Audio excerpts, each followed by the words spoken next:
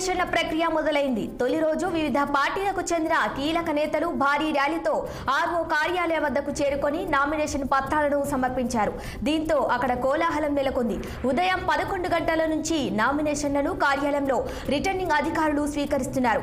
మల్కాజ్గిరి లోక్సభ స్థానానికి బీజేపీ తరపున మాజీ మంత్రి ఈటెల రాజేందర్ నామినేషన్ వేశారు. మల్కాజ్గిరి పట్ల తనకు విజన్ ఉందన్నారు ఈటెల. మల్కాజ్గిరిని సంపూర్ణ అభివృద్ధి చేస్తానన్నారు ఈటెల.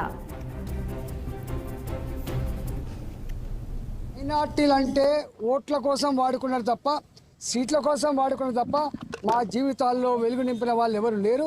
ఇవాళ నిజంగా భారతీయ జనతా పార్టీ నరేంద్ర మోడీ గారు నిజంగా మా జీవితాల్లో వెలుగు నింపిండు.